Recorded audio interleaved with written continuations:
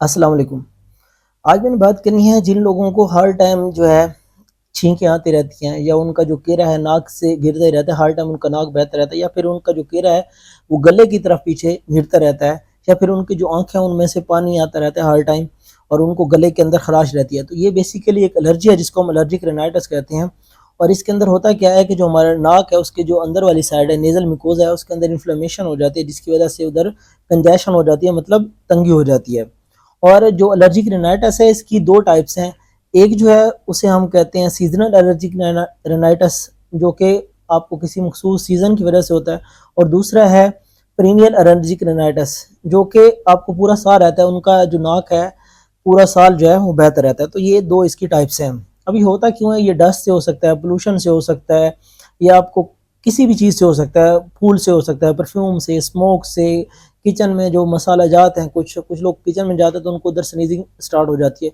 तो ये किसी भी चीज़ से आपको एलर्जी हो सकती है। तो होता क्या है कि जब एलर्जन हमारे नाक के अंदर जाता है तो उसका सबसे पहला वास्ता पड़ता है हमारे इम्यून सिस्टम से, और इम्यून सिस्टम में भी मास्ट सेल्स से जो बेसिकली हमारी आईजीई एंटीबॉडीज होते हैं उनके साथ लगे होते हैं। तो जब एलर्जन उधर जाता है तो क्या होता है कि हमारे मास्ट सेल्स ओवर रिएक्ट करते हैं जिन लोगों को एलर्जी का मसला होता है, और वो सारे जो हमारे सेल्स हैं उनको सिग्नल दे देते हैं कि आप हिस्टामीन रिलीज करवा दें। जब ज़्यादा इतनी ज़्यादा हिस्टामीन जो है वो रिलीज हो रही होती है तो उसके नतीजे में स्वेलिंग हो रही होती है, उधर इन्फ्लेमेशन हो रही होती है, और साथ में एक्सेसिव जो है म्यूकस की प्रोडक्शन हो रही है जिसकी वजह से आपका जो नाक है वो बह रहा होता है। और इन दो जो रिजल्ट्स हैं, इन्फ्लेमेशन और एक्सेसिव जो म्यूकस प्रोडक्शन है, इसकी वजह से एक तो नाक जो है हमारा कंजेशन हो जाती है, अंदर तंगी हो जाती है, और उससे दो हमारे मेन स्ट्रक्चर्स जो हैं इसके नाक के अंदर जो ओपन हो रहे हैं वो बंद हो जाते हैं।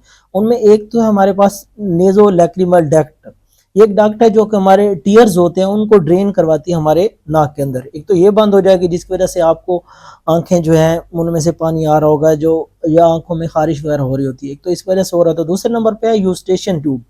वो क्या होती है कि जो मिडल एयर की ड्रेन करवा रही होती है हमारे नाक के अंदर, तो उसके वो जब बंद हो जाएगी तो हमारा जो कान है बेसिकली वो भी बंद हो जाएगा, आपको स्टफ्ड एयर इसके अंदर नजर आएंगे। तो ये दो जो है मेन स्ट्रक्चर इसकी वजह से बंद हो रहे थे। अब इसका इलाज क्या है?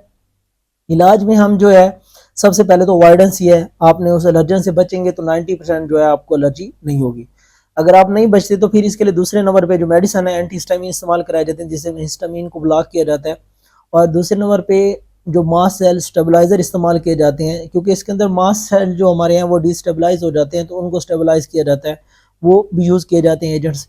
उसके बाद जो है नेज़ल डिकंजेस्टेंट वगैरह भी इस्तेमाल किए जाते हैं, कुछ स्टीराइडल नेज़ल स्प्रे भी इस्तेमाल किए जाते हैं। इसके बाद इम्यूनोथेरापी इसके अंदर की जाती है, जो है हमारे इम्यून सिस्टम की डिसेंसिटाइजेशन की जाती है, तो उससे भी जो है आपकी एलर्जी काफ़ी हद तक इम्प्रूव हो जाती है। लेकिन ये 30 to 50% जो लोग हैं उनमें जो है इम्यूनोथेरापी सक्सेसफुल है, बाकी लोगों के अंदर नहीं है। तो मेन इसका जो है एलर्जी से बचने का एक ही जो वाहिद हल है वो ये है कि आप उसे अवॉइड करें, मास्क इस्तेमाल करें, तो आपको एलर्जी नहीं होगी।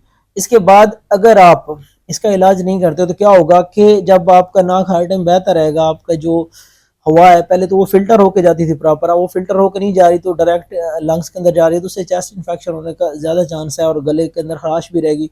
तो ज़्यादा देर तक अगर ये ऐसे ही चलता रहा, आपने इसका इलाज ना किया, तो आपको एलर्जी जो अस्थमा है उसके होने के चांसेस बहुत ज़्यादा है।